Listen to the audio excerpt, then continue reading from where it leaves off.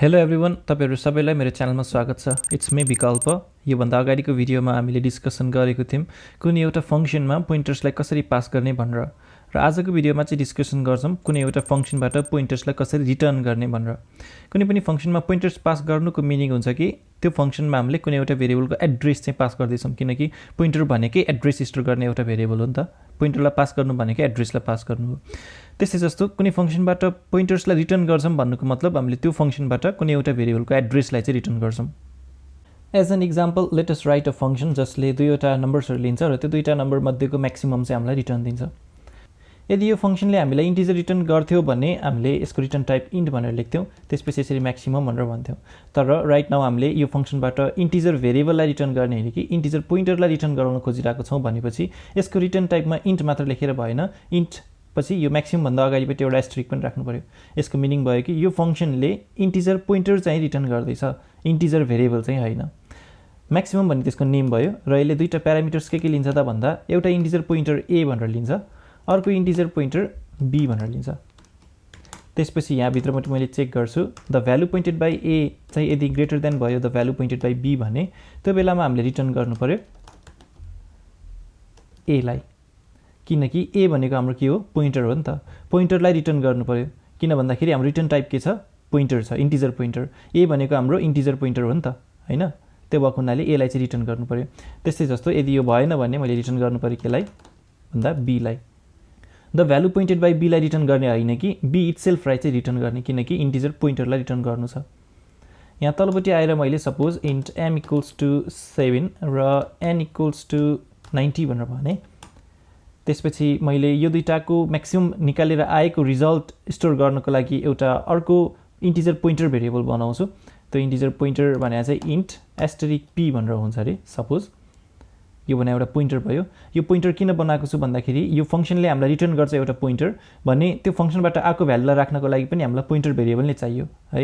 यदि त्यसले integer return गर्थ्यो भने त्यसको रिजल्ट राख्नको लागि पनि इन्टिजर भेरिएबल बनाउँथ्यौं हामीले, तर यसले इन्टिजर पोइन्टर रिटर्न गरिरहेको छ त्यसकारणले त्यसलाई स्टोर गर्न पनि हामीले इन्टिजर पोइन्टर बनाएको छौं। त्यसपछि अब मैले p मा चाहिँ लगेर राख्नु पर्यो म्याक्सिमम अफ के को चाहिँ म्याक्सिमम भन्दा $m, किन भन्दा m भनेको नर्मल इन्टिजर भेरिएबल हो, यसको एड्रेस पठाउनुको मतलबै हामीले पोइन्टर पठाइरहेको छौं हैन। त्यसैगरी $n दुईटाको एड्रेस चाहिँ पठाउनु पर्यो।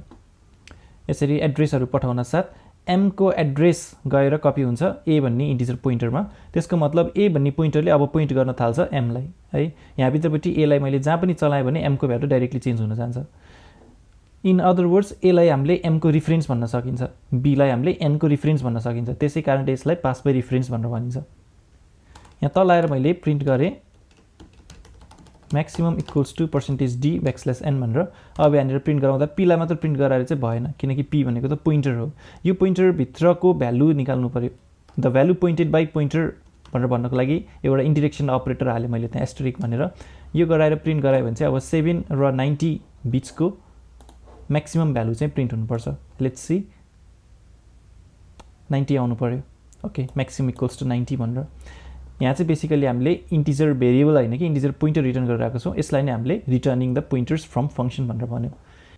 यहाँनेर मेरो m र n चाहिँ पास बाइ रेफरेन्स भइरहेको छ, त्यसकारणले यो a लाई अथवा b लाई युज गरेर मैले यहाँ कतै the value pointed by b equals to 0 भनेर भने एक्चुअल b मा चाहिँ यसरी असाइन 0 गर्दाखेरि एस्टेरिक b इक्वल्स टु 0 गर्दाखेरि यो n को भ्यालु नै चेन्ज हुन्छ, किनकि एक्चुअली b ले पोइन्ट गरिरहेको छ n लाई र value pointed by equals to 0 भन्नुको मतलब n इक्वल्स टु 0 भन्नु बराबरै हो है।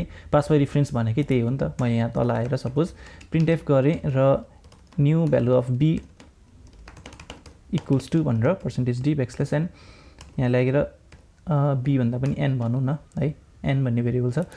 यहाँ मैले n भनेर यसरी राखे अनि त्यसपछि यसलाई सेभ गरेर रन गरे भने new value of n equals to 7 new value of n equals to 0 चाहिँ भयो, किनकि यसले ओभरराइट गरिदियो। तर कहिलेकाहीँ we need to pass pointer to a function, तर हामी चाहन्छौं कि त्यो फंक्सनले त्यो पोइन्टरलाई युज गरेर त्यसको भित्रपट्टिको केही भ्यालुहरुलाई मोडिफाई नगर्दियोस्, राइट नगर्दियोस्, रिड ओन्ली मात्र युज गर्न पाओस् त्यसले भनेर चाहन्छौं भने त्यो पोइन्टरको अगाडिपट्टि यसरी कन्स्ट भनेर लेखिदिन सक्छौं हामीले। यो कन्स्ट इन्ट एस्टेरिक b भनेर भनेपछि अब b को value pointed by b read चाहिँ गर्न मिल्छ तर the value pointed by B equals to 0 भनेर यसरी राइट गर्न चाहिँ मिल्दैन है। यहीँनिर इरर देखाइसकेको छ, यो इररलाई इग्नोर गरेर रनै गराउन खोज्यो भने पनि हाम्रो यहाँ इरर आउनुपर्छ एउटा read only variable is not assignable भनेर है। बी भने हाम्रो रिड ओन्ली भेरिएबल हो, यसलाई हामीले असाइन गर्न मिल्दैन भनेर है। त्यो भएको हुनाले त्यस्तो केसेसहरूमा चाहिँ हामीले कन्स्ट भनेर चाहिँ युज गर्न सकिन्छ। यो कन्स्ट पनि फालेर अनि त्यसपछि रन गर्छु म। अब चाहिँ हाम्रो रन हुनुपर्छ। प्रोग्राम चाहिँ पहिलाको जस्तै सिमिलर हुन गयो। यहाँनिर अर्को एकदमै ध्यान पुर्याउनु पर्ने कुरा पनि म भन्छु, हामीले कुनै पनि फङ्सनबाट यदि पोइन्टर्स रिटर्न गराउँदैछौँ भने लोकल भेरिएबलको एड्रेस कहिले पनि रिटर्न गराउनु हुँदैन है। फर इक्जाम्पल मसँग एउटा इन्ट एस्ट्रिक फङ्सन जसले एउटा इन्ट ए लिन्छ है, यो भित्रपट्टि चाहिँ मैले फङ्सन के भनिरहेको छु भन्दाखेरि यसले इन्टिजर पोइन्टर रिटर्न गर्छ, एउटा इन्टिजर भेरिएबल लिन्छ एज अ प्यारामिटर है। फङ्सनको नाम चाहिँ फङ्सन भन्ने छ। मैले यहाँनिर इन्ट आई भनेर एउटा लोकल भेरिएबल बनाएँ र यहाँ केही म्यानिपुलेसन्सहरू गरेर लास्टमा गएर रिटर्न गरिदिएँ एम्परसेन्ड आई भनेर, आईको एड्रेस चाहिँ रिटर्न गरिदिरहेको छु है। सिन्ट्याक्सको हिसाबले हेर्ने भने त यो प्रोग्राम करेक्ट छ, किनकि यहाँनिर इन्टिजर पोइन्टर रिटर्न गर्नुपर्ने हो, हामीले बेसिकल्ली एड्रेस भनेको पोइन्टर नै रिटर्न गरिरहेको छौँ। तर हामीले यो फङ्सनलाई कतै कल गऱ्यौँ भने त त्यो फङ्सनभित्रपट्टि डिफाइन भएको यो आई भन्ने भेरिएबल त्यो फङ्सनको स्कोपको लागि मात्र भ्यालिड छ, त्यसको यो फङ्सनभन्दा बाहेक कतै पनि एक्जिस्टेन्स छैन यो आईको। यो आई भन्ने यति फङ्सनभित्र मात्र त्यसलाई चिनिन्छ, त्योभन्दा बाहिर त्यो आई के छ भन्ने कुरा कसैलाई पनि थाहा छैन। त्यसकारण जब यो फङ्सन सकिन्छ आई भन्ने भेरिएबलको एक्जिस्टेन्स पनि सकिन्छ है।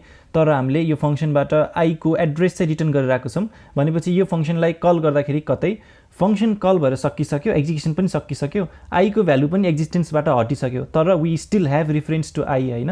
एक्जिस्टेन्सबाटै हटिसकेको भेरिएबललाई नै अझै रिफरेन्स राखिराख्नु भनेको त it is not a good idea. मरिसकेको मान्छेको यादहरू सँगालेर बसे जस्तै भयो यो चाहिँ। We are trying to store the address of a variable that is no longer in existence. त्यही भएर हामीले लोकल भेरिएबललाई चाहिँ कहिले पनि यसरी एड्रेस रिटर्न गर्नु हुँदैन। यो लाइनलाई चाहिँ मैले यसरी फाल्दिएँ। So yeah this will be all for returning pointers from function. र जाँदा जाँदै I have a challenge for you all. आजको लागि तपाईँको लागि च्यालेन्ज के हो भन्दाखेरि यो जुन म्याक्सिमम भन्ने फङ्सन छ यसलाई तपाईँले रिराइट गर्नुपर्ने छ, तर युजिङ अ सिङ्गल स्टेटमेन्ट है। यो इफ एल्स भन्ने कुरा केही पनि युज नगरिकन जस्ट एउटा रिटर्न अनि समथिङ केही भ्यालु अनि सेमाइकलन पनि एउटा मात्र हुनु पऱ्यो।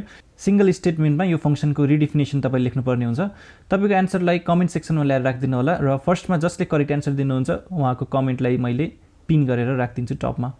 यो भिडियो मन पर्यो भने लाइक गर्न नबिर्सिनुहोस् र च्यानललाई सब्सक्राइब गर्न नबिर्सिनुहोस्। हरेक दिन मैले नयाँ नयाँ एपिसोड राखिरहेको छु सी प्रोग्रामिङ ट्युटोरियल्स नेपाली सिरिजको। सधैँ बेलुका 5 बजे चाहिँ नयाँ एपिसोड आउँछ। Stay tuned. भिडियोलाई सेयर गर्नुहोला आफ्नो साथीहरूसँग र केही क्वेरिजहरू छ भने कमेन्टमा ल्याएर राख्नुहोला।